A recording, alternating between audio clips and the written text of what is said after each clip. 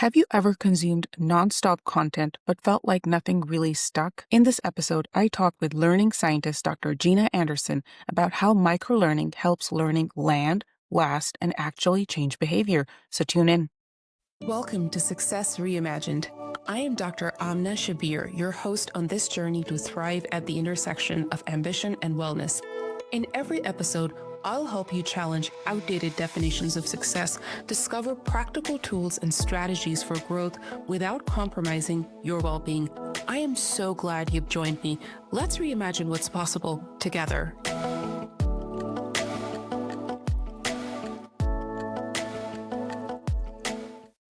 Today's guest is Dr. Gina Anderson, CEO and co-founder of Luma Brighter Learning, a company that creates science-based learning and safety culture tools for fleets and transportation industry. For over 25 years, Gina has focused on adult learning, studying how people learn best, designing tools that reduce safety risks, increase compliance, and improve retention. She holds a Doctor of Education in Instructional Systems Technology and is the author of Thrive, How Learning Can Ignite a New Way Forward, and Teaching Without a Teacher Degree, Luma Learning Lessons.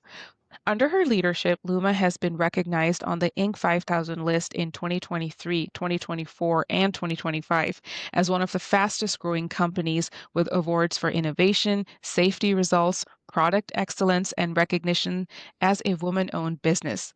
She also hosts the I Love Learning podcast and recently gave a TEDx talk titled How Microlearning and Connections Transform Us, the Power of Being Present. More than all her accolades and achievements, at her core, she is truly an authentic and extremely kind human. Gina, welcome to Success Reimagined. Oh, thank you for that amazing introduction. I want to introduce you to everyone knows you, but thank you so much for having me today. I am so honored to be here with you today. So thank you. We are both struggling with some tech and logistical issues today. And despite all of that, I really want to commend the fact that we're making this happen because time is our most precious asset above anything else. Isn't that the truth? It's like you can't make up someone's day sometime, and you just got to go with it. You go with the flow, as they used to say. Absolutely. So I'm going to jump right into the questions.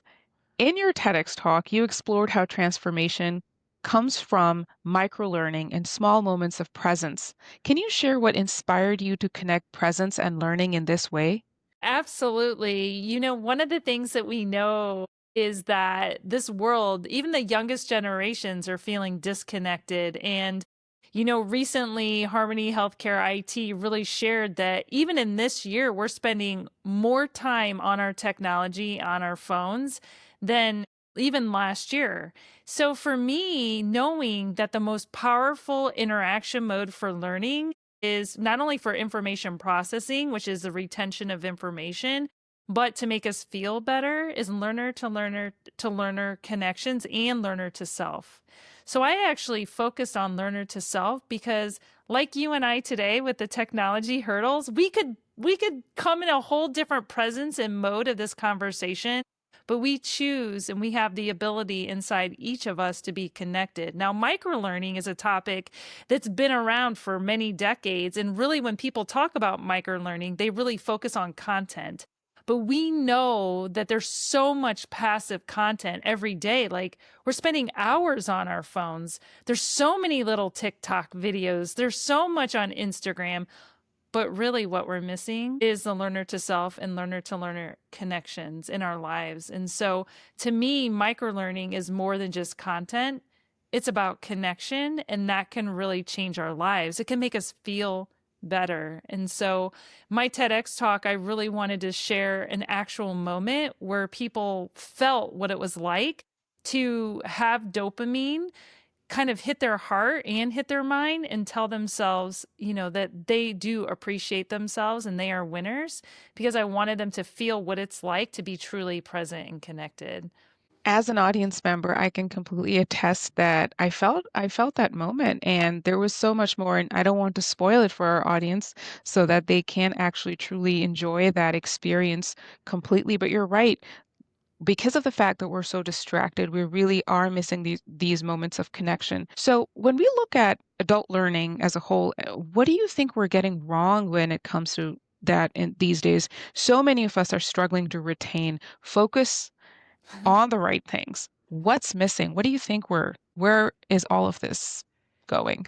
Yeah, well, honestly, even with AI these days, I mean, we can produce content in a millisecond. It's like asking chat, like, what should I write about this morning, right? And it's like it produces it for us, and we're losing the connection not only to our own thoughts but our own feelings. It's like we're walking like zombies through the day because we're overwhelmed. We're overwhelmed with life.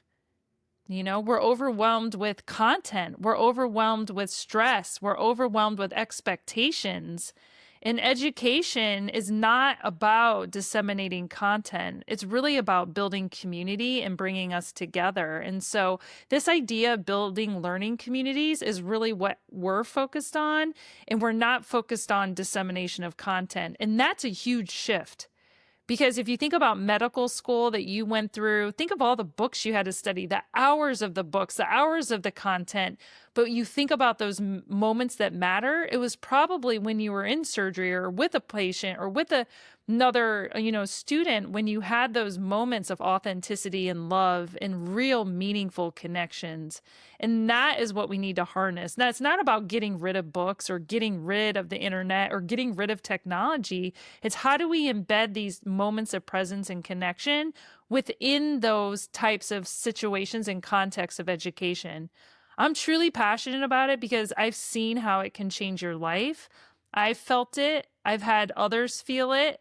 And when you're talking about industries like transportation, where truck drivers are on the road, over the road for hours, they have to be connected with their own minds and with each other to really be safe. Yeah, I mean, that's, really it. I really feel like we're in an opportunity time here with technology where we are the most connected to truly be present.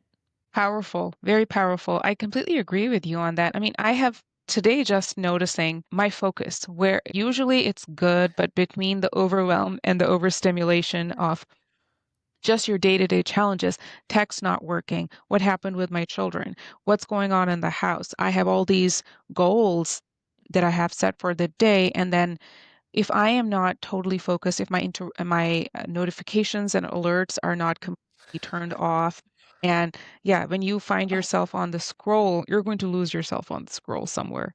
Absolutely.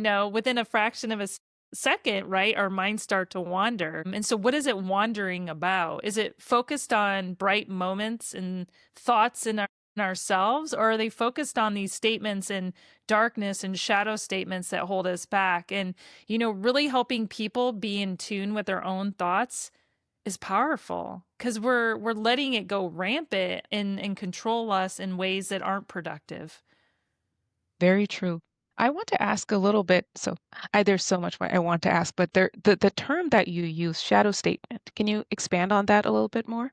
Yeah, so I think of shadow statements like these thoughts of darkness that overcome us, that really cloud our ability to, come out and think of positivity or be positive in our own lives. And so having these bright moments really help overcome these thoughts and shadow statements. So I think of statements like something like you tell yourself, like, I'm not worthy enough to be here. And I know both you and I at one time had those shadow statements thinking about being invited to the TEDx stage.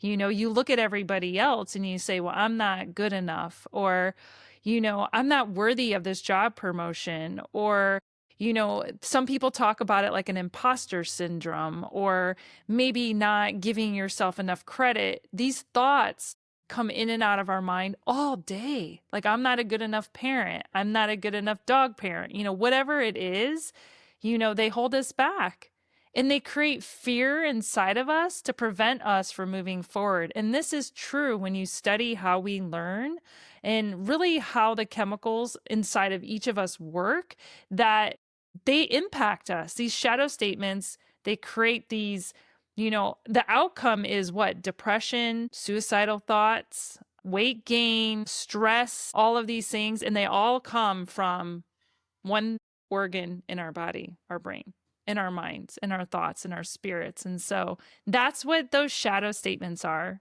I like that term that you've coined, and it does a really good job of bridging all of these various components and the way that they show up from imposter feelings to stress manifestations. You're so right. I also want to learn a little bit more, and I want our audience to learn a little bit more of the amazing work that you do with our truck drivers. I mean, you're right when we're talking about microlearning and we're talking about connection. And then we're talking about these humans that they're on the road and they're doing critical work. How are they caring for themselves and what do you really help them with? Yeah, well, I did it was really interesting to me. I've been in the trucking industry since, 11 years. We actually entered in 2014. We've been in business since 2008, but I saw a real big need for these individuals that perhaps didn't go through traditional education and may not have the tools or interest or support to be able to learn in traditional education ways. And then have individuals, not everyone, but individuals who express in 2023, we did a research study and they wanted to learn about topics. You think they want to learn about safety, how to drive better on the road, but really what they wanted to learn about was depression. They want to learn about gratitude. They want to learn about caring for elderly parents. They want to learn about financial wellness and well-being. And so for me, that was a really aha moment because when you think about safety, right, and being safe, part of it is having someone's attention and not being distracted. Because in the millisecond you look away from the road or you look at your phone, this isn't about not knowing that we shouldn't text and drive, right? This is about being connected to our own thoughts and our own motivation to really drive behavior change. And so for me, the transportation industry, they support, and this is actually Think a Driver Week. I think a driver all the time. Like I was like out at the grocery store and I saw the driver coming. I'm like, thank you so much for bringing us food. They all look at me like I'm a little strange. They really do. They're like, what is that woman's problem? I'm like, no, no, no. I want to thank a driver. So this week is the official Think a Driver Week. But think about it. Everything we have, everything in our lives, every material item, the farmers, everything comes from a driver, comes from transportation and logistics, whether it's truck, train, boat, airplane, doesn't matter. These individuals are usually by themselves, right? We met somebody who was a pilot at Delta Airline and you're out and you're in the airplane or you're in the truck and you're with your own mind and you might build connections with people you work with, but in a truck, you're by yourself, unless you have like a driver trainer. So for me and our company, the real goal is how do we create a learning community and how do we build connections with the drivers, with themselves and each other to change lives, and we support each other. And we have almost 97% retention at Luma since we started, and that's why we keep growing, because we're grounding this in science. This isn't made up. As a doctor, like the difference between research and medical research and studying how we do certain things. This is real. This isn't marketing. This is what we need to move forward and to build authentic connections and change. So I'm really passionate about it because when you see a driver standing in, this actually happened. There was a driver who was standing in the entryway at an organization and he was crying.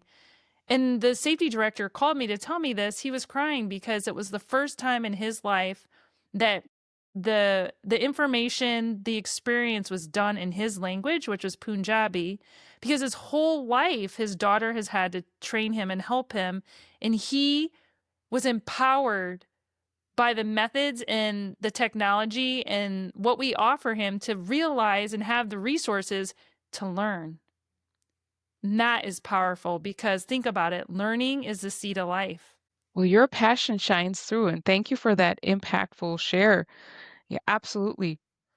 I'm going to shift gears just a little bit now, and everyone who's been listening to the podcast knows that I'm going to talk about perfectionism. So, when we think about learning, right, have you noticed that there's a role of perfectionism or perfectionistic strivings when people approach learning, and how might microlearning be able to counter that?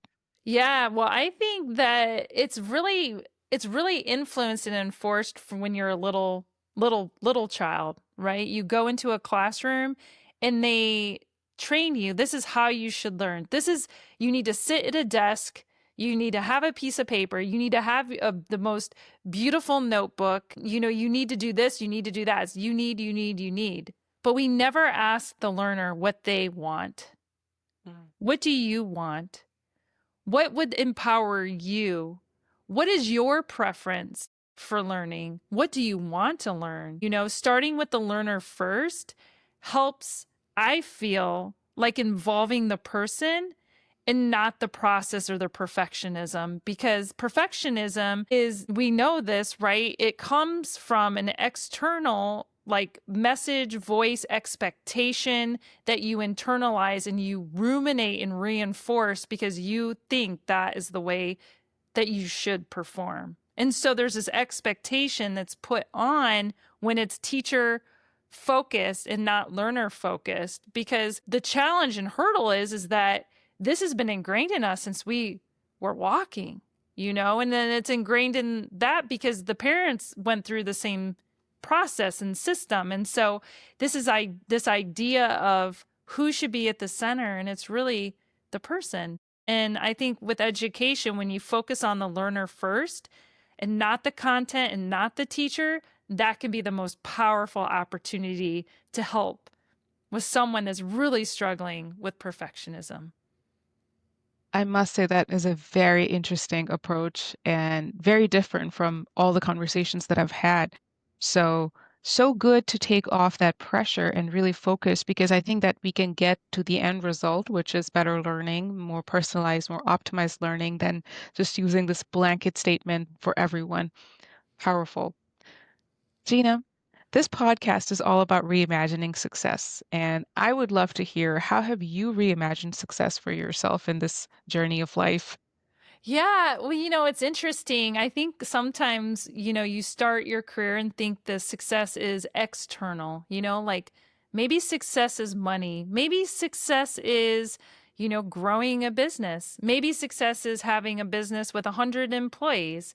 But really, when you focus on the internal aspect of success, at the end of the day, if you think about really when everything is gone, when all the money is gone, when you no longer are able to connect at the level that you would like to connect, what truly matters. And I think that it reveals what success truly is. And I call that my true self. And when you tap into really what your true self and true goals are, and you can get that deep into thinking about really truly what really matters to you, I think that is when you can uncover what success is. Because really, it's not about, for me personally, it's not about the money. It's not about all the awards. It's not about all of that. It's really about love. And for me, like knowing that at the end of the day, you love, that is success. Because when you can pass that energy and giving to someone else, for me personally, it makes it all worth it. Because when you can change someone's life with learning and love and let them know that the power's inside of them, to me, that's success. And I think that by doing that and giving that in return, you get things in your life and experiences in your life that just kind of reinforce what your goals of success really are. Learning and love. And this reminded me, Gina, that you are probably the only human that I know who seems to have the knack for spotting rainbows. I mean, I this do. really, it goes along. So for our audience members, Gina has made me very aware and alert to all the times that I see rainbows, and then we share. So it just goes along with your philosophy of love and learning. Yeah, well, absolutely. I think in the darkest moments, and I can share like so many personal stories of this. I mean, I've seen darkness, I've experienced dark times. And in the most dark times, I feel and I can harness hope and love. And I can't tell you how many times, like, for example, on my way to Raleigh, the TEDx talk, I left all my clothes at home. I left all my dresses. The dress that I was going to wear, that was going to be the dress for my TEDx, was left in my closet. You know, I'm doing the TEDx talk on my mom, who I lost last November from dementia. There was so much about this that was so important to me, about the message of connection that I wanted to share. And I didn't have an outfit. I was like, I'm going to go in my jammies, you know? At that moment, this is real. I'm getting goosebumps because it's real. I felt the deepest sense of relief and hope. And I looked out the window and there was a rainbow. And I sent it to you and I sent it to Tara. And I'm like, this is the real. This is real. This is, you harness it. I harness it. It's just the most incredible. You have to look. That's the thing about hope. You have to look for opportunities to find hope in the darkest moments, because it's hard. It's hard to spot a rainbow. It's hard to find hope, and it happens. And I believe it because I feel it and I've experienced it time and time again. I left the TEDx. I landed in, it was over. It's like I had the most beautiful weekend with you and with the other speakers, and it's over. Just like that, it was over. And, you could feel down. You could feel like, oh my gosh, this is over. But the fact that it even happened and I landed and what did I see? I felt like so incredibly connected to you and to the team of people. I saw a rainbow and it was there, and it was in that moment. It's like, stop, I got to get a picture of this rainbow. Now, what you don't know is that I had lunch the next day with my graduate assistant from when I was in the university, and I was telling her about this experience, and she actually, that night, she saw a rainbow, and she sent me a picture of the rainbow.